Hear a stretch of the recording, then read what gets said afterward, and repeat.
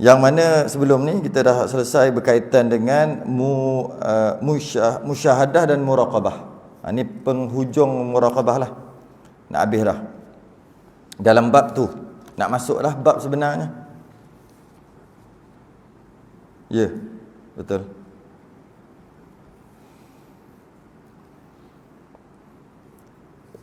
Yang kita bahas sebelum ni adalah pengarang, dan dengan itu pengarang telah membimbing ahli ibadah hingga melakukan ibadahnya dengan cara yang lebih sempurna berupa keikhlasan dan kekosongan hati dari urusan-urusan dunia. Kita kat situ. Kita sambung di sini ya. Qala al-musannif rahimahullahu ta'ala wa nafa'ana wa iyyakum bi'ulumihi fid darain. Amin ya rabbal alamin. Barang siapa sanggup melakukan muraqabah, barang siapa sanggup melakukan muraqabah itu dalam ibadahnya dan mengetahui bahawa ia bermunajat dengan raja dari segala raja, lenyaplah, hilanglah, lenyaplah darinya waswas, hilanglah waswas yang timbul dari kebodohan akan jalan-jalan syariah dan keengganan merenungkan makna-makna dari apa yang dikatakannya. Ini kasar lah sikit kalau kita tengok, kalau kita faham lah apa nak kata. Siapa yang sanggup melakukan muraqabah dalam ibadah yang kita dah bincang sebelum ni lah kan, dan dia tu sedar bahawasanya dia sedang bermunajat menghadap siapa? Raja dari segala raja. Raja dari segala raja. Kalau dia sedarlah macam tu, maka dia akan tolak segala was-was yang timbul daripada kebodohan akan jalan-jalan syariat. Yalah, kalau katalah dia betul-betul beribadah, betul-betul, kalau kita ambil contoh sembahyang lah, kalau dia betul-betul sembahyang, tak ada sepatutnya was-was tu, tak timbul sepatutnya was-was. Jika dia betul-betul menghadap, betul-betul dia menghadap dan dia sedar dia menghadap raja segala raja. Masalahnya kita tak sedar. Kita ketika kita beribadah, kita tak rasa pun kita menghadap raja segala raja. Kalau kita menghadap orang besar lah, saya panggil orang besar lah, pembesar-pembesar, kita dijemput ke istana, agak-agaknya kita dijemput ke istana, ada lagi tak agak-agaknya kita boleh terlupa? Macam mana kita boleh terlupa sedangkan kita dijemput oleh raja? Macam mana kita boleh timbul daripada apa yang kita buat tu kita tak tahu makna?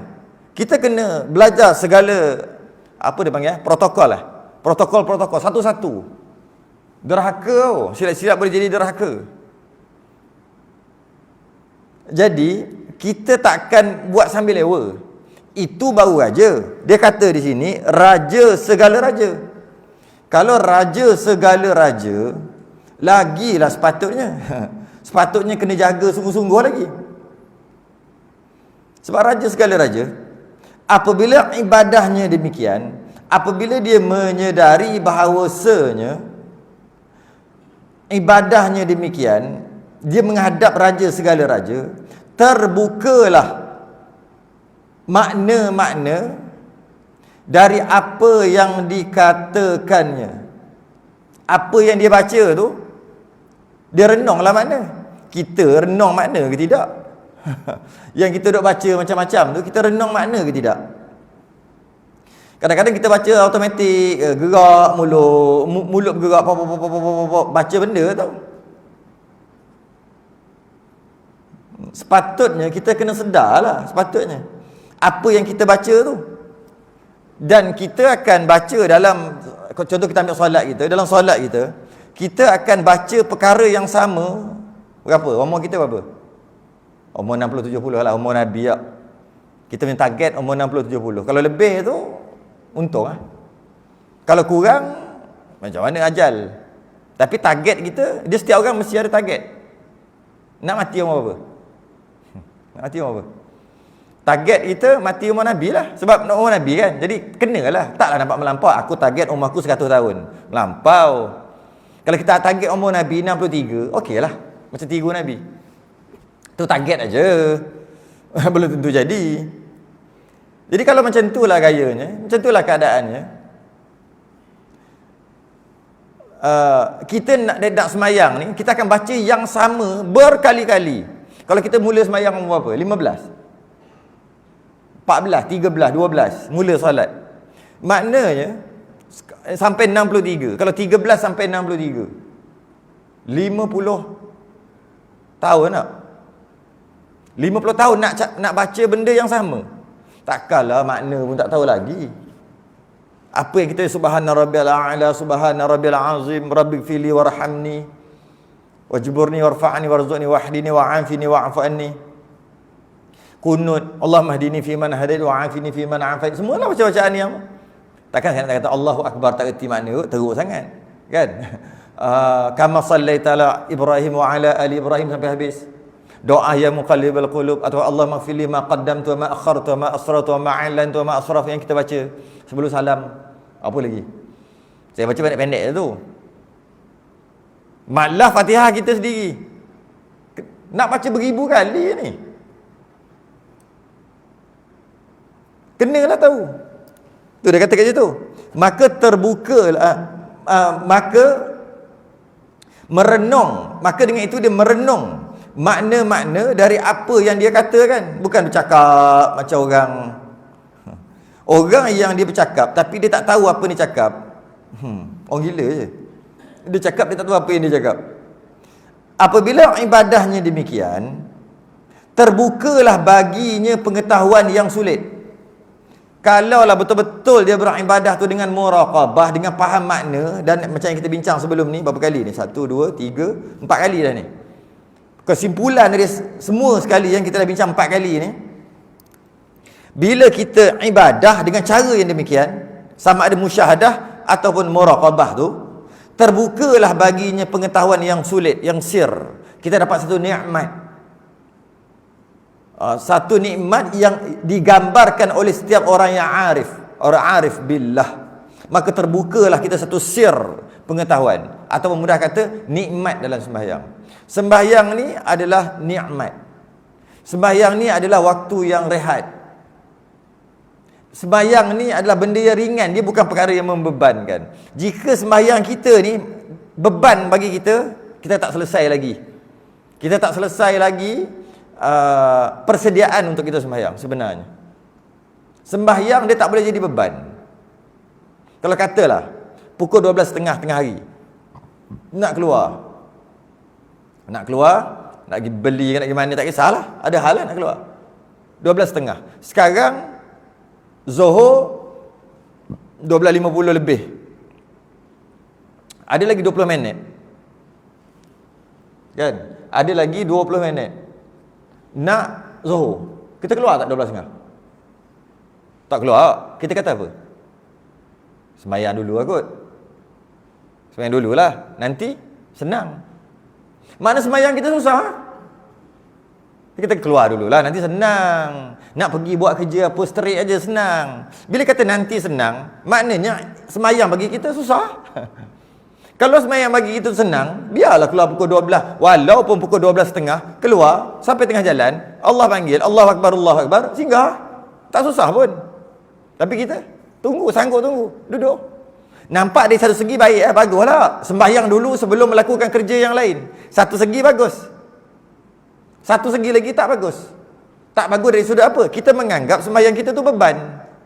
Macam mana nak khusyuk kalau sembahyang tu beban? Apa bukti kita menganggap sembahyang kita tu beban? Buktinya, sembahyang dululah, baru senang. Maknanya kalau tak sembahyang dulu, susah. Kita cubalah buat. Terasa macam mana? Ada nak keluar, nak keluar beli barang ke apa ke, pukul 6.30. 6.30, 6.35. Kat ngarik tu. Semayang dulu baru keluar lah lagi masa malam. Baru senang. Maknanya kalau keluar kalau keluar je waktu itu 6.30, jadi susah lah. Susah. Mana semayang bagi kita? Beban. Susah. Habis tu nanti nak pergi macam mana? Pergi aja. Belum sampai atau dah sampai, baru beli satu je. Pasal malam ni kan. Baru beli nasi kerabu. Allahu Akbar, Allahu Akbar. Ambil nasi kerabu, pun dalam kereta, pergi masjid. Allah, payah lagi tu. Baik. Itu bukti. Buktinya semayang tu susah bagi kita. Apa? Okey, kita tengok Kita nak bagi tahu. Apa yang walaupun kena singgah tapi senang bagi kita. Tapi kena singgah. Contoh kita nak cocok duit. Boleh tak singgah? Kat mana boleh kita akan singgah? Cocok duit ni. Nak buat keluar. Adalah nak buat keluar 1,000. Boleh tak singgah-singgah mana-mana untuk ambil? Tak ada masalah langsung. Senang. Senang aja. Padahal ambillah duit siap-siap. Nanti nak keluar senang. Bilik sebelum tu. Tak apa. Nanti kita ambil. Bila kita pergi, kita singgah sekejap, kita cocok, kita ambil. Senang aja. Bagi kita benda tu senang. Patutnya susah lah juga nak kena singgah-singgah. Nak kena parking dulu, nak kena cari, tengok ATM buka ke tutup, rosak ke tidak, kan susah juga tu. Tapi bagi kita senang, boleh anytime pergi sini. Sini tutup, sanggup pergi satu lagi, tak rasa susah sikit pun. Pergi jauh sikit 1 kilometer keluar daripada jalan yang sepatut kita nak lalu. Situ ada, cocok buat keluar 1,000, sama balik. Tak rasa susah sikit, habuk. Tapi cuba sembahyang. Lagi 20 minit nak masuk waktu. Kita keluar ada kerja. Boleh tak singgah masjid? Susah kan? Tua kita. Sepatutnya dia jadi senang. Jadi macam mana nak dapat senang? Macam mana nak jadikan senang? Dia kena buat semua perkara-perkara yang kita bincang sebelum ni. Sama ada musyahadah, mungkin kita tak boleh buatlah musyahadah para awliya Allah. Muraqabah. Gunalah kaedah-kaedah muraqabah. Anta'budallaha ka'annaka tarahu, yang tu tak boleh, tu musyahadah. Fa'illakum tarahu fa'innahu yaraka. Ketahuilah bahawasanya Allah melihat kamu. Itu muraqabah. Boleh ke? Allah, susah memang susah pun. Oleh kerana itu, hai miskin. Tengok. Oleh kerana itu, hai miskin. Dia panggil kita miskin. Miskin lah. Ya ayuhan nas, antumul fuqara'u ilallah. Wallahu huwal ghaniyul hamid. Wahai manusia, antumul, kamu semua ni, fuqara'u ilallah. Pakai je. Semua memerlukan Allah. Lepas tu dia panggil hai miskin. Pakailah tu, pakai miskin. Dia panggil miskin direct aja. Kasar. Tak kasar kalau kita sedari. Memang kita miskin pun. Kita lahir-lahir mana ada harta apa-apa pun. Memang miskin pun. Baju pun tak ada. Telanjang bogel lahir tak? Sekarang je pun dengan macam-macam harta. Siapa bagi kalau bukan Allah bagi? Oleh itu, hai miskin. Wahai miskin. Miskin tu bukan tak ada duit. Fakir. Beradablah lahir dan batin, zahir dan batin. Beradablah zahir batin. Jangan tak beradab. Dengan akhlak yang baik. Dengan akhlak yang baik pada anggota tubuh dan hati. Jadi kalau kita tahu kita begitu, maka beradablah dengan tubuh badan kita sendiri dan beradab juga dengan hati. Macam mana kita berakhlak dan beradab dengan tubuh badan kita dan hati? Dengan melawan keinginan-keinginan nafsu yang terlarang. Lawan keinginan nafsu yang terlarang. Seperti cinta dunia, hubbud dunya, cinta pada dunia, dan kepimpinan, pangkatlah. Cinta dunia, gila dunia, dan gila pangkat. Cinta dunia dan kepimpinan, gila dunia dan gila pangkat. Waktu bergaul dengan orang banyak, orang kebanyakan. Ni kalau zaman sekarang media sosial lah. Dia tambah lagi lah. Bukan gila dunia dengan gila pangkat je. Dalam media sosial macam-macam gila sekarang ada. Gila like, gila komen orang, gila belaka. Dia nak lagi banyak orang share, gila share. Sekarang ni media sosial sekarang, semua tu adalah cinta dunia lah, nak kepada pujian dan kepimpinan pangkat. Ini bagi orang gila pangkat lah pula.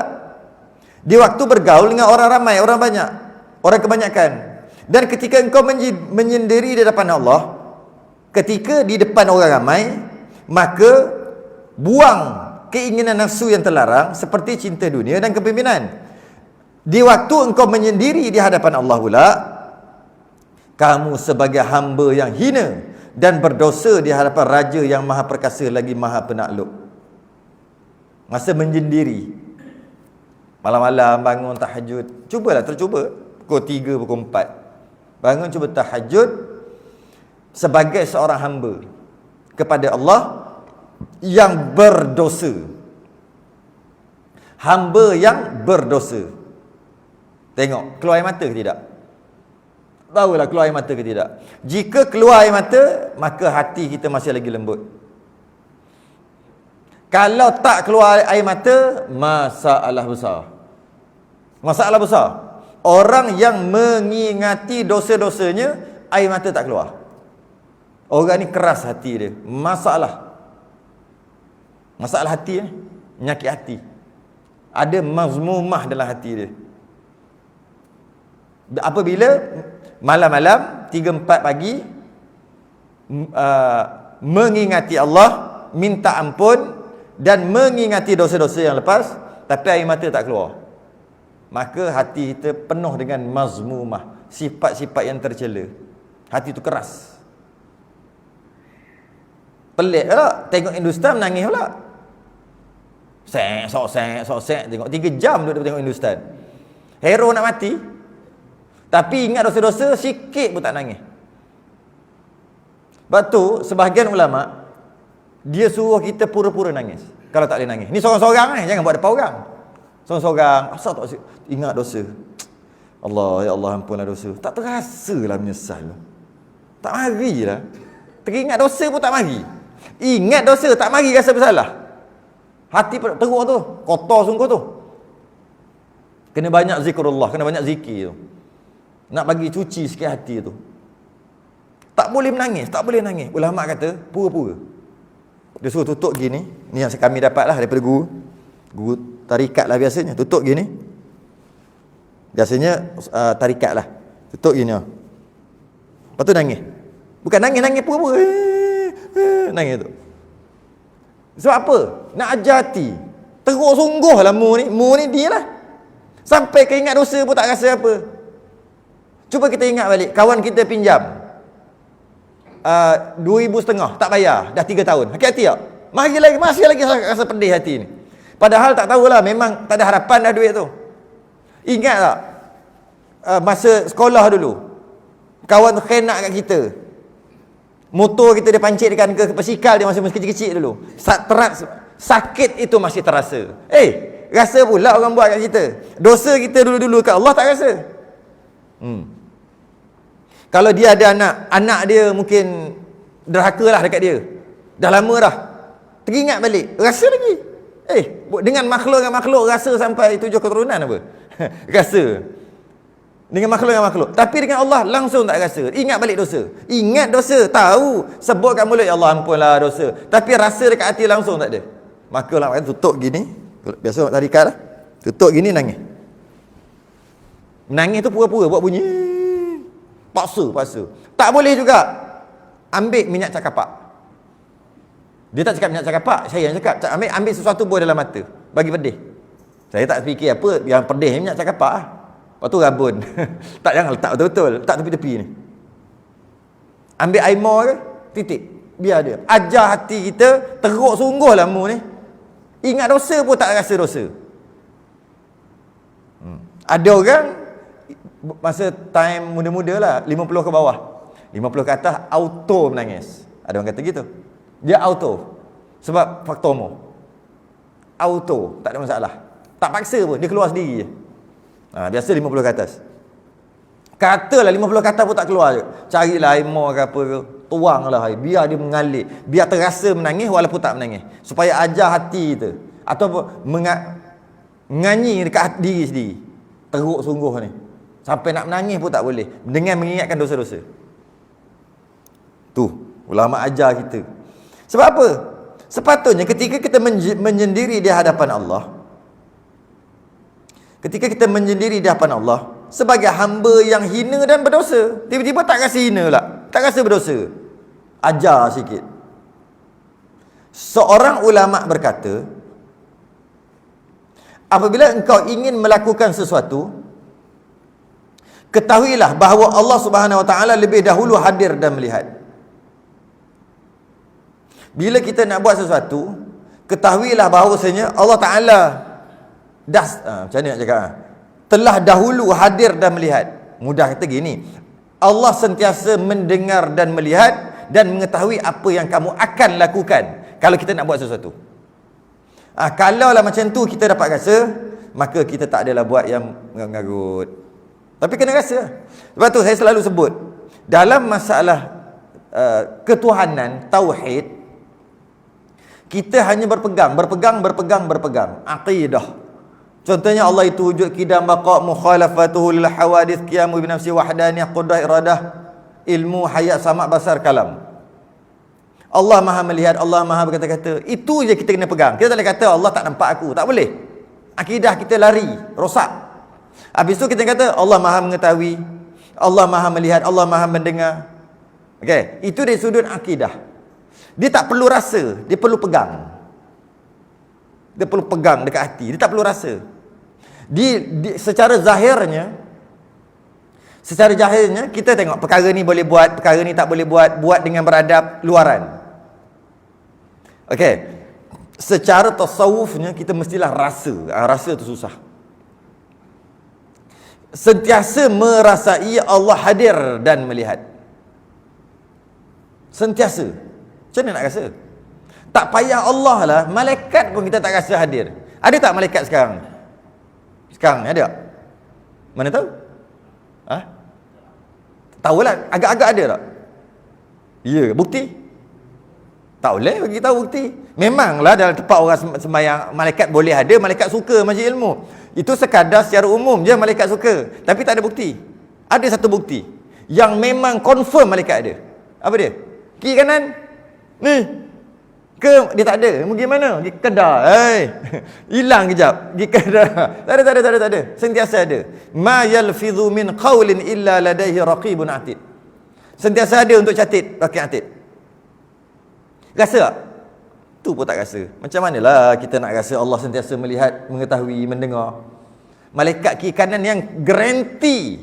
Boleh kata garanti dia ada. Sebab dia la ya'sunallaha ma amarahum wa yaf'aluna ma yu'marun. Dia ikut perintah Allah, Allah suruh jaga, dia jaga dan tulis. Ni raqib atid. Kalau kita boleh rasa raqib atid sentiasa menulis, barulah kita boleh rasa Allah sentiasa mengetahui. Kalau tidak, kita tak boleh rasa lagi. Bila mana sesuatu itu baik, maka lakukanlah dengan keredaan diri dan khusyuk. Kalau yang kita nak buat tu baik, buatlah dengan kerendahan diri dan khusyuk. Jangan belagak. Sebab benda tu baik, buat. Yakni dengan suara, kalau memerlukan suara yang perlahan demi memperhatikan dan mengagungkan Allah Subhanahu Wa Taala. Okey, itu kalau perkara yang kita nak buat tu perkara baik. Maka buat tapi dengan kerendahan hati. Kalau tak boleh, maka tinggalkanlah itu. Jika apa yang nak buat tu bukan benda baik, maka jangan buat, tinggalkan. Kerana takut kepada Allah dan hukumannya. Sebab apa jadi gitu? Sebab kita tahu Allah sentiasa mengetahui, Allah sentiasa melihat dan mendengar. Berusahalah sekuat tenaga untuk menjauhi maksiat dan melakukan ketaatan supaya engkau boleh mencapai tujuan akhir dari pagi hingga ke petang. Kerjakanlah perintah-perintah Allah Subhanahu Wa Taala yang sampai kepadamu sejak engkau bangun dari tidurmu hingga saat engkau kembali lagi ke tempat tidurmu. Jadi macam mana nak dapat? Ni habis dah buat ni. Macam mana nak dapat? Untuk mendapat muraqabah, untuk dapat rasa tadi, yang pertama, kalau kesimpulan daripada yang kita baca tu, hendaklah dia meninggalkan kehendak dan kasih dunia. Dia kejar dunia. Dia bukan kejar, dia pegang dunia. Kita hidup atas dunia, mestilah kita kena pegang dunia. Kenalah pegang dunia. Tapi jangan kasih pada dunia.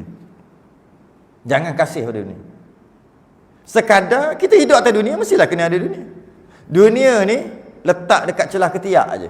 Kalau tok guru dulu cakap, dunia ni letak dekat celah ketiak. Ambil Mana boleh tak ambil?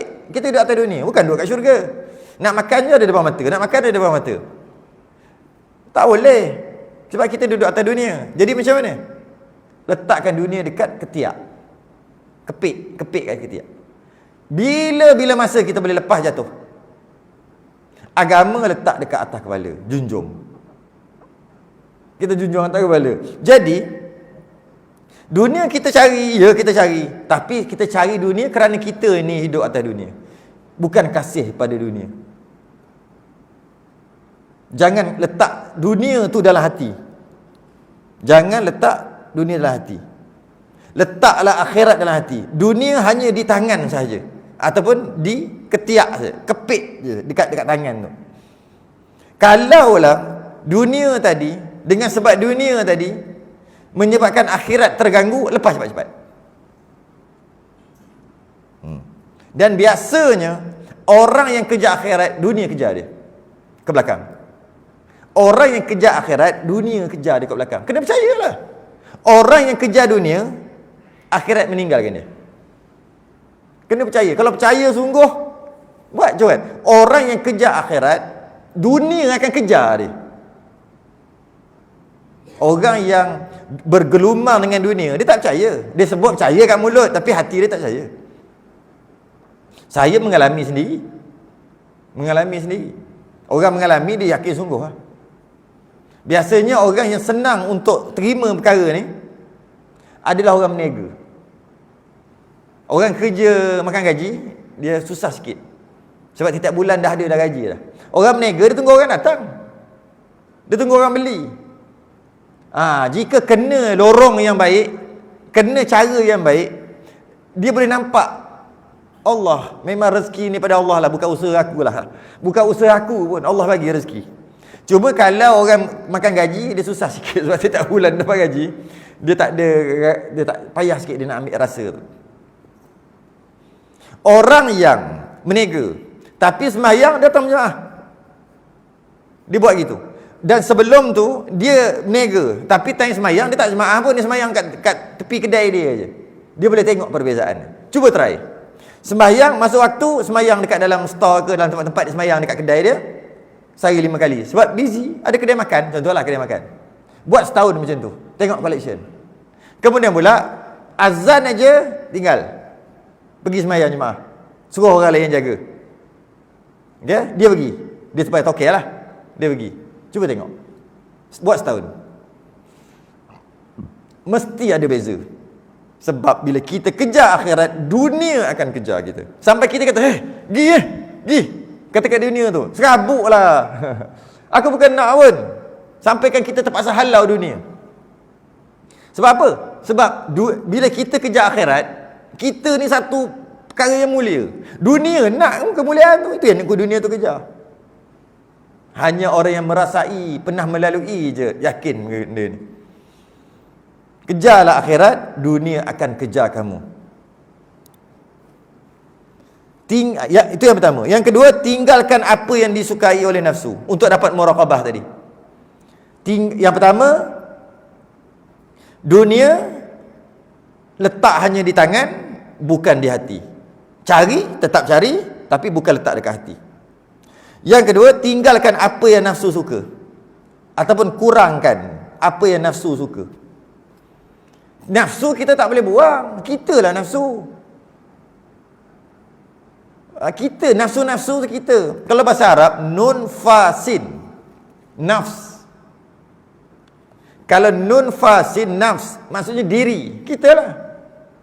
Kalau nun baris atas, fa mati, sin baris depan, jadi nafsu. Kalau sin baris bawah, jadi nafsi. Nafsi, diri sendiri. Kalau nun baris atas, fa baris atas, sama je, huruf yang sama. Nun baris atas, fa baris atas, sin mati, nafas. Kita juga bernafas. Kalau nun bari bawah, fa bari atas, sin mati. Nifas. Kenapa dah nama darah nifas? Sebab keluar nafas. Orang baby itulah. Keluarnya janin, keluarnya nafas. Lepas keluar nafas ada darah, namanya nifas. Semua sama. Maksud yang sama.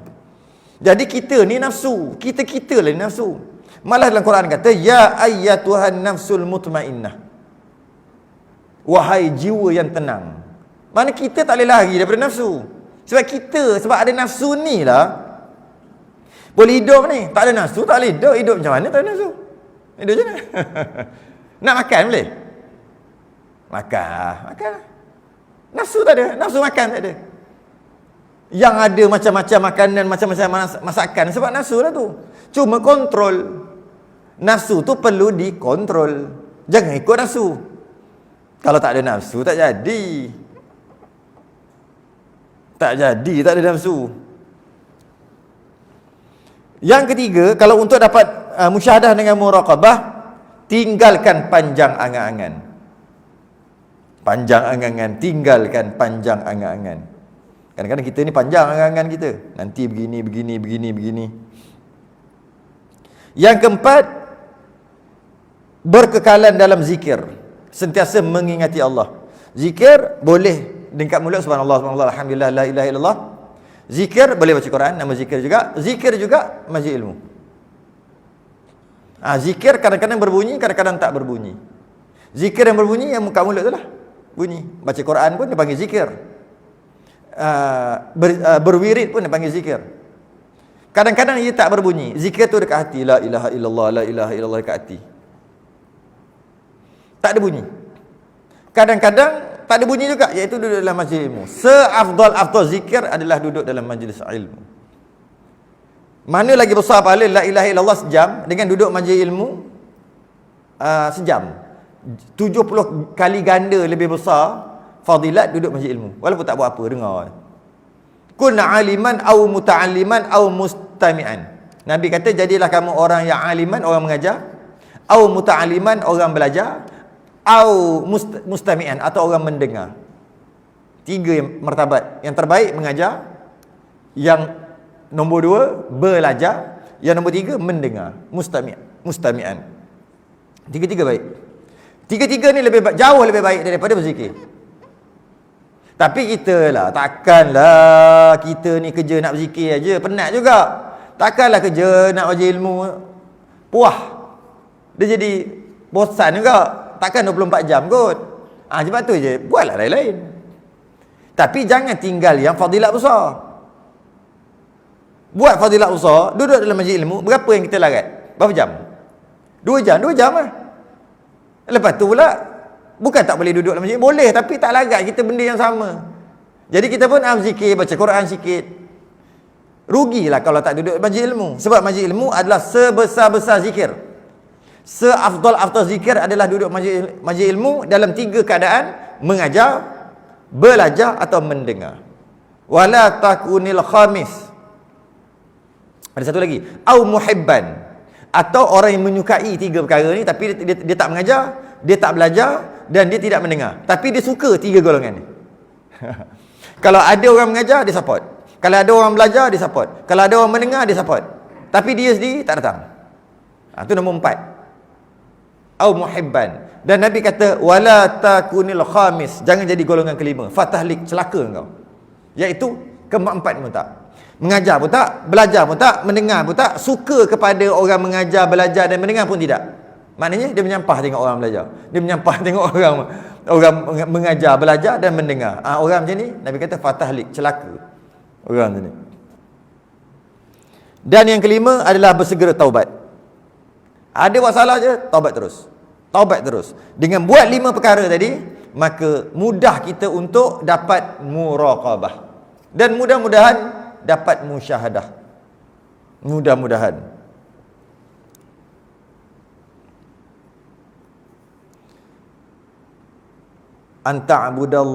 Anta'budallaha ka'annaka tarahu. Fa illam takun tarahu fa innahu yaraka. Selesai kita. Itu je kita bahas selama 4 kali. Itu je. Iaitu Nabi jawab dekat Jibril. Bila Jibril tanya apa dia ihsan, Nabi pun jawab, anta'budallaha ka'annaka tarahu fa illam takun tarahu fa innahu yaraka. Itu Nabi jawab. Iaitu engkau beribadah seumpama engkau melihat Allah, musyahadah. Kalau kau tak mampu merasai begitu, ketahuilah Allah melihat kamu, maqam muraqabah. Selesai. Apabila engkau bangun dari tidur, apabila engkau bangun dari tidur dan berniat untuk menghasilkan keutamaan terbesar, bila bangun tidur nak menghasilkan, nak dapat fadilat yang terbesar, macam mana? Maka berusahalah sekuat tenaga untuk bangun sebelum terbit fajar. Yang ni orang berumur boleh buat kot.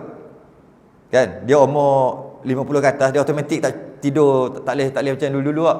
8 jam macam muda-muda dulu lah. 10 jam, Allah, pas tidur.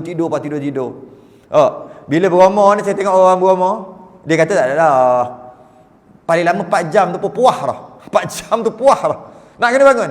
Kadang-kadang 3 jam boleh buat, elok lah tu. Okey? Puas dah tidur. Daripada muda tidur. Okey? Jadi untuk dapat fadilat terbesar ketika bangun tidur, berusahalah sekuat tenaga untuk bangun sebelum terbit fajar. Terbit fajar tu maksudnya subuh. Berusahalah sedaya upaya untuk bangun sebelum subuh. Sedaya upaya. Cuba buat, cuba. Supaya boleh solat di awal waktu. Tujuannya nak solat awal waktu. Tapi bangun sebelum subuh. Sebab kalau bangun dah subuh, pastilah dia tak boleh awal waktu. Okey? Kerana solat dalam suasana masih gelap lebih baik, lebih afdal daripada salam dalam suasana sudah terang. Menarik ini untuk kita fikirkan. Menarik untuk difikir-fikirkan. Takbiratul ihram dalam gelap lebih baik daripada salam dalam terang. Terang tu maksudnya terang, bukan habis subuh. Subuh tak habis lagi. Yang terang tu lah. Agak-agak. Kalau sekarang habis subuh 6.53 tak? 6.53. Terang tu dalam 6.45 kot lebih kurang. Lebih baik sembahyang dalam gelap. Maknanya awal subuh lah. Daripada salam ketika terang. Itu lebih baik. Lebih afdal. Yang ni secara umum lah gitu. Secara umumnya begitulah. Itu mazhab, kecuali ada mazhab Hanafi. Mazhab Hanafi lain sikit. Mazhab Hanafi bagi seorang lelaki, mazhab Hanafi bagi orang lelaki yang nak berjemaah di surau masjid, lagi afdal semayang waktu isfar, dia panggil. Semayang subuh. Waktu isfar. Isfar ni waktu dah terang. Terang macam mana? Kalau kita tengok orang ke, pokok dekat pokok ke, kita nampak tapi tak tahu siapa. Nampak tapi tak tahu siapa. Lebih kurang pukul apa kalau sekarang? 6.30 lah lebih kurang.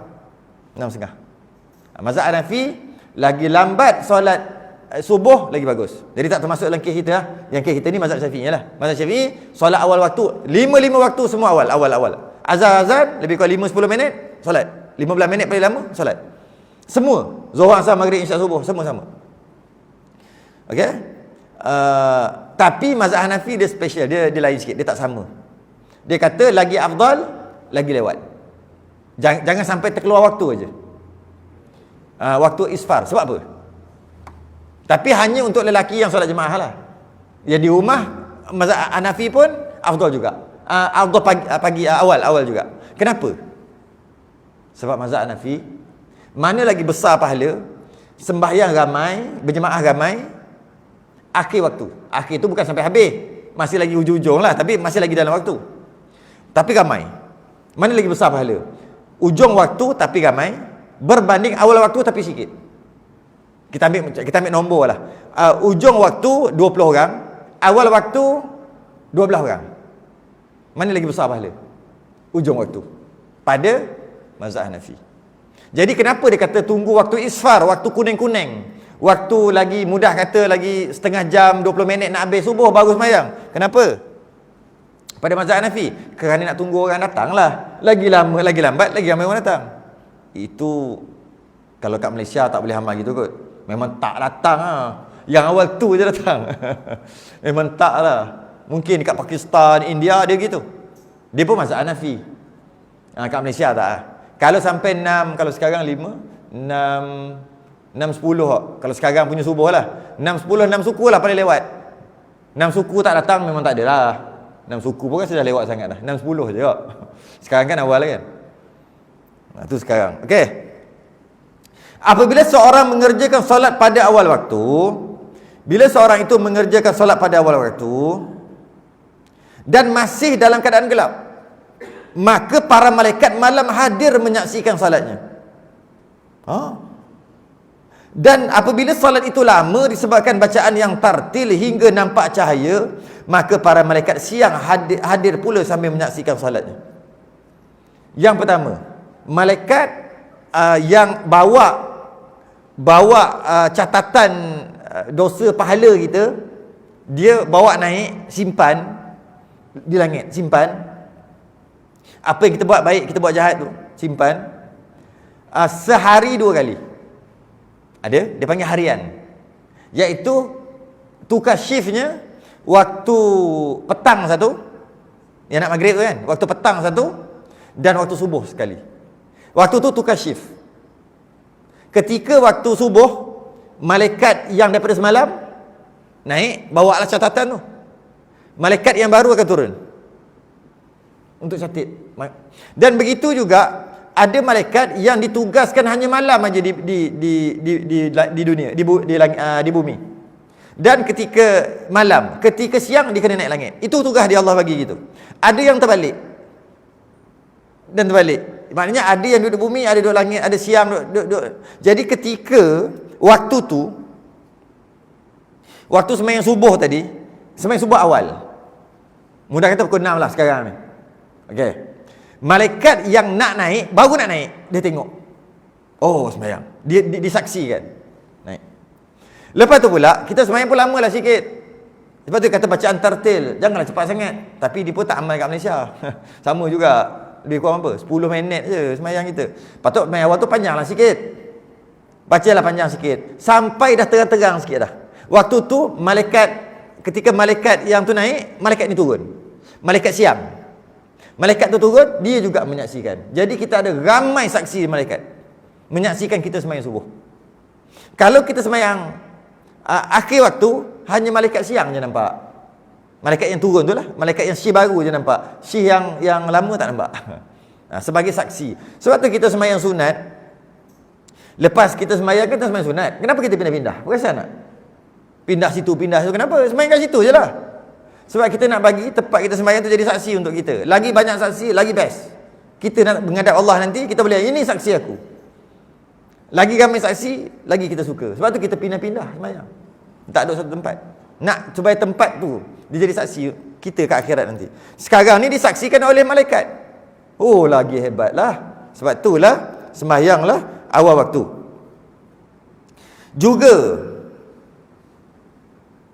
Juga apabila seorang mengerjakan salat sejak awal waktu dengan bacaan yang panjang, maka di tengah-tengah bacaan tersebut alam berubah dari gelap menjadi terang. Menarik ni menarik. Kita sembahyang subuh biarlah panjang sikit daripada gelap kepada terang. Lebih kurang sembahyang pukul 6, mungkin sampai 6:30. Dia ginilah sebenarnya. Dalam kita sembahyang berjemaah ni, saya kata ni, dia ada surah-surah yang disunatkan.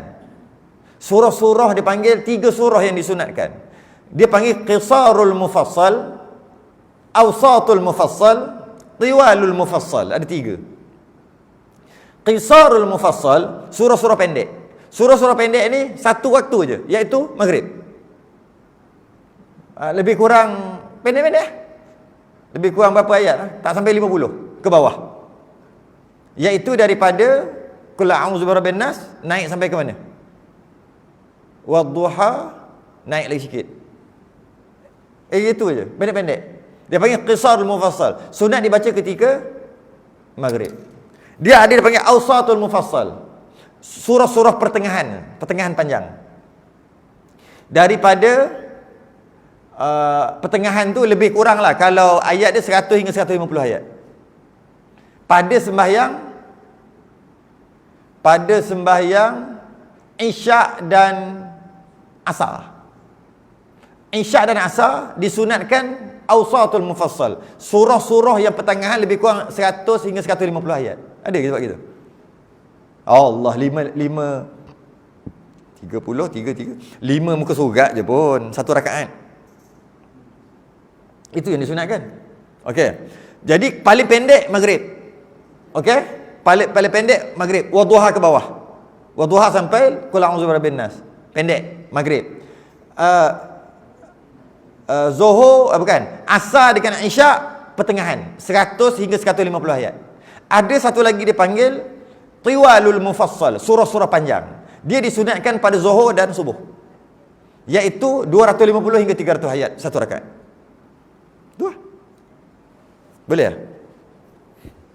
Bawa gitu imam tu, itulah kali terakhir nampak dia jadi imam. Lebih-lebih lagi Zuhur makmum dia buat benda lah, imam dia buat benda lah, tak rukuk-rukuk lagi ni. Tak lama, lebih kurang dalam 40 minit je satu rakaat. Itulah kita tak. Tak apalah, masing-masing ada kerja apa kan. Faham lah. Okey? Allah, dah bunyi dah. Kena berhenti dah bunyi. Tak boleh. Juga kita kena undur balik. Kita sambung minggu depan lah. Juga apabila seorang mengerjakan solat sejak awal waktu dengan bacaan yang panjang, maka di tengah-tengah bacaan tersebut alam berubah daripada gelap menjadi terang. Okey, itu kita dah syarah. Kegelapan itu sesuai dengan kehidupan dan kegelapan itu sesuai dengan kehidupan, kematian dan ketidakadaan. Kegelapan itu sesuai dengan kematian dan ketidakadaan. Sedangkan cahaya itu sesuai dengan kehidupan dan wujud. Maka ketika manusia bangun dari tidurnya, seakan-akan dia berpindah daripada kematian menuju kepada kehidupan, dan dari tidak ada menjadi ada, dan dari diam menjadi bergerak. Keadaan yang menakjubkan ini menunjukkan kepada akal bahawa tidak ada yang dapat melakukan perubahan ini kecuali Allah Al-Khaliq dengan hikmah. Ketika itu akal menjadi terang dengan cahaya makrifat dan terbebas dari penyakit hati. Kerana kebanyakan manusia ditimpa penyakit hati, iaitu cinta dunia, keserakahan, dengki, saling membangga diri. Ni peringkat yang kita akan bahaskan datang. Macam mana nak dapat akal yang tajam dan hati yang terang? Macam nak dapat? Ketika kita tidur, dia seumpama kegelapan. Memang tidur. Maka kita sembahyang subuh daripada gelap sehingga terang. Mudah-mudah kata 6.5 minit sampai 6.35. Setengah jam. Satu rakaat pertama lebih kurang 20 minit, rakaat kedua lebih kurang 10 minit. Lebih kurang. Buat gitu, amal begitu, maka kita tengok akal kita tajam.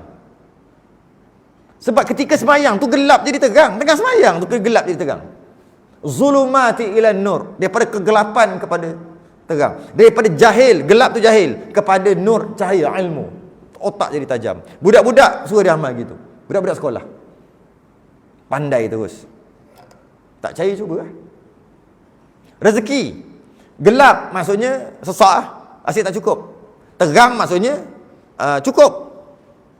Maka sembahyang subuh daripada gelap sampai terang. Bukan bunyi je gelap sampai terang, bunyi macam berjam-jam. Lebih kurang setengah jam, 40 minit aja. Aja. Imam baca satu muka pun komplain surat layang.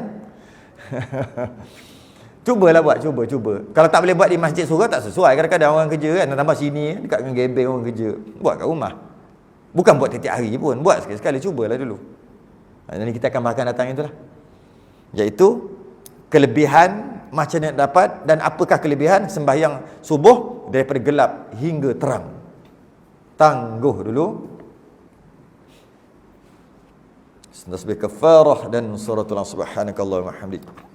Asyhadu an la ilaha illa anta astaghfiruka wa atubu ilaik. Bismillahirrahmanirrahim. Al-'asr. Innal insana lafi khusr illa alladhina amanu wa 'amilus solihat wa tawassaw bil haqqi wa tawassaw bis sabr.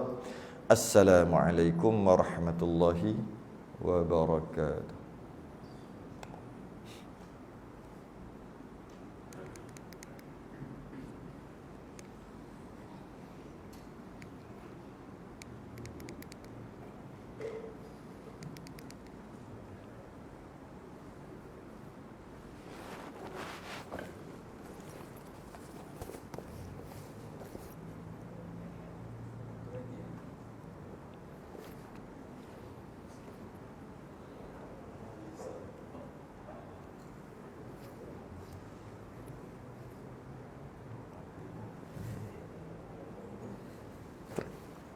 Try